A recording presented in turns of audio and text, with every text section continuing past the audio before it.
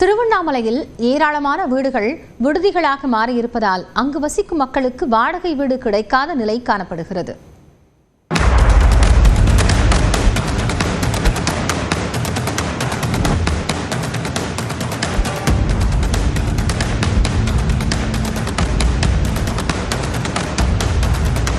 சிவபெருமானின் பஞ்சபூத தலங்களில் அக்னி தலமான திருவண்ணாமலை அண்ணாமலையார் கோயிலில் விழாக்கள் இல்லாத சாதாரண நாட்களிலேயே கூட்டம் அலைமோதுகிறது.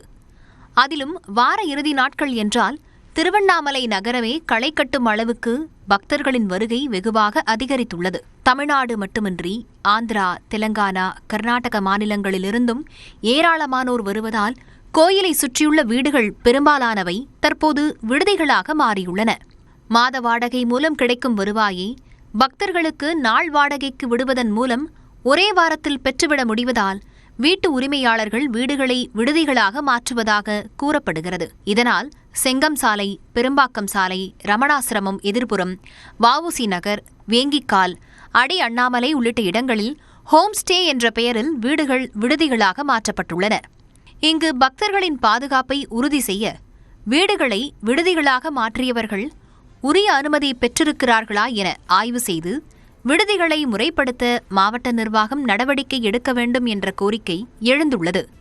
யார் தங்குகிறார்கள் என்று அந்த விடுதியில் அதனுடைய பதிவேடுகளில் அவர்கள் பெயர் இருக்கும். அதனுடைய நகலை தினசரி அது சம்பந்தப்பட்ட காவல்துறைக்கு அதனுடைய நகல் கொண்டு சேர்க்கப்பட வேண்டும். முறையான பதிவேடுகள் இப்படிப்பட்ட வீடுகளில் விடுதிகள் நடத்துவர்கள் பராமரிக்கிறார்களா என்றால் நிச்சயமாக வாய்ப்பு இல்லை. அது மட்டுமல்லாமல் அவர்கள் வாங்குகிற மின் இணைப்பு வர்த்தக மின் இணைப்பா அல்லது வீடுகளுக்கு வருகிற மின் இணைப்பா என்பதையும் மின்சாரத்துறையும் மாநகராட்சியும் கண்காணிக்க வேண்டும்.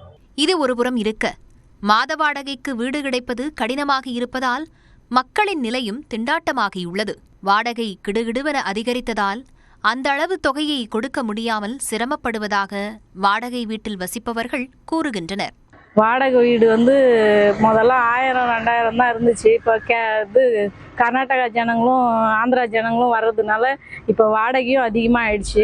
8000-6000லாம் எங்களால் கட்டவும் முடியல. அதனால வீடு ரொம்ப கஷ்டமாக இருக்குது, கிடைக்க மாட்டேது.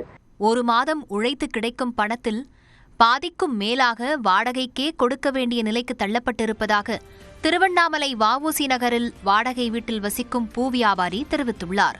நாங்கள் வாடகை வீட்டில் ஒரு 30 வருஷமா இருந்தோம். அப்போ மாத வாடகை எங்களுக்கு 3000-4000 ரூபாய்க்குள்ளே இருக்குது. இப்போ அவங்கள விட்டதுனால ஒரு நாளைக்கு 1000 ரூபாய் 500 ரூபாய் அப்படி ஆந்திராக்காரருக்கு வாடகை விட்டாங்க. இப்போ எங்களுக்கு வாழ்வாதாரமாக இல்லை, வீடு இல்லை எங்களுக்கு.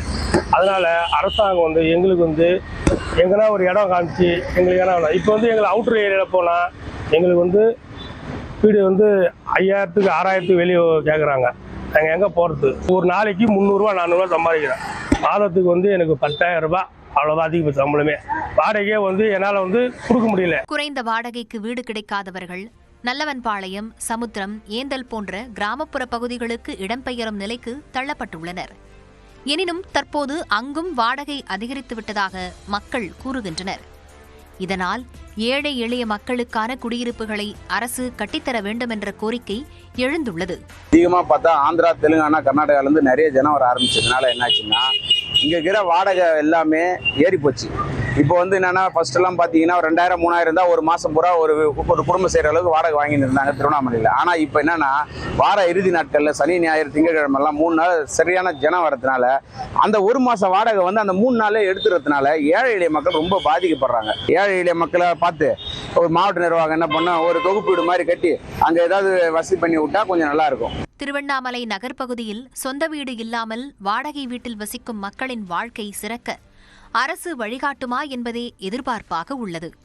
நியூஸ் 18 தமிழ்நாடு செய்திகளுக்காக செய்தியாளர் சதீஷ்.